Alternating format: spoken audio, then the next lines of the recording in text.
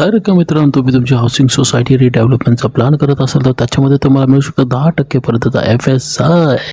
तर जाणून घेऊ मित्रांनो, कशा पद्धतीने तुम्हाला हे सगळे बेनिफिट होतात.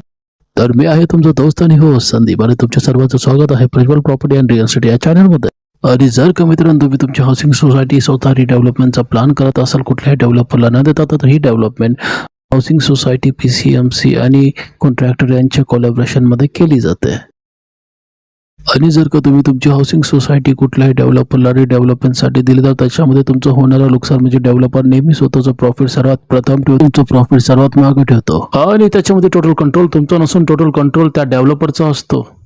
आणि त्याच्यामध्ये जी तुमची एक्स्ट्रा स्पेसची एलिजिबिलिटी असते ती लिमिटेड राहते. हे सगळं तुमचे होणारं नुकसान आहे जर का तुम्ही तुमची सोसायटी कुठल्या डेव्हलपरला देत आहे. आणि जर का ही सोसायटी जर का तुम्ही स्वतः रिडेव्हलपमेंट करत असाल तर आपण पाहू याच्यामध्ये तुमचे होणारे बेनिफिट. चला तर सुरू करू. नंबर एक म्हणजे मित्रांनो, जर का तुम्ही तुमची हाऊसिंग सोसायटी स्वतः रिडेव्हलपमेंट करत असाल तर त्याच्यामध्ये तुम्हाला महाराष्ट्र गव्हर्नमेंट ऑफर करते 10% पर्यंत FSI.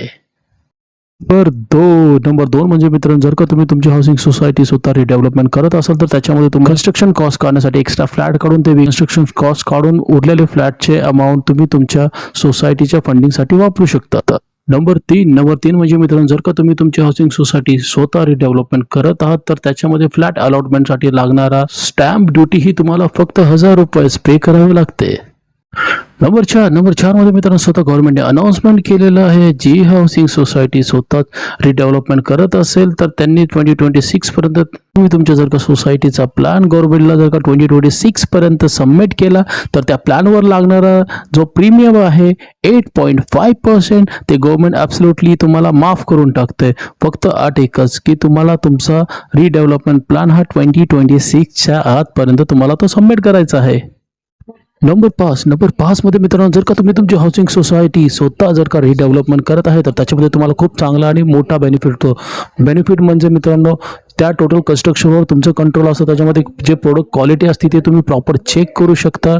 आणि त्याच्यामध्ये जर का तुम्हाला कुठल्या कन्स्ट्रक्शन वाढवायचं आहे, कमी करायचं आहे, त्याचा टोटल कंट्रोल तुमचा असतो. आणि या गोष्टीमुळे तुमचं कन्स्ट्रक्शनचं जे कॉस्टिंग असते ही टोटली कमी पडते बिकॉज तुम्ही स्वतः कन्स्ट्रक्शन करत आहात. मित्रांनो, जर का तुम्ही तुमच्या जुन्या फ्लॅटची स्टॅम्प ड्युटी पे केलेली नसेल आणि जेव्हा तुम्ही नवीन फ्लॅटची स्टॅम्प ड्युटी पे करायला जाता तेव्हा गव्हर्नमेंट या दोघांचं तुम्हाला कॅल्क्युलेशन करून देते आणि तुम्हाला जुन्या आणि नव्या दोघांची एकत्र स्टॅम्प ड्युटी पे करावी लागते. आणि जो याच्यामध्ये तुमचं एलिजिबिलिटी वाढलेला एरिया जो असतो त्याची तुम्हाला एक्स्ट्रा स्टॅम्प ड्युटी एकत्र पे करावी लागते. आणि मित्रांनो, हाऊसिंग सोसायटी रिडेव्हलपमेंटमध्ये येणारे चॅलेंजेस आणि बेनिफिट जर का तुम्हाला आणखी डीपमध्ये माहिती करून घ्यायची असेल तर आपल्या चॅनलला लाईक करा, शेअर करा, सबस्क्राईब करा आणि असेच सपोर्ट करा. धन्यवाद.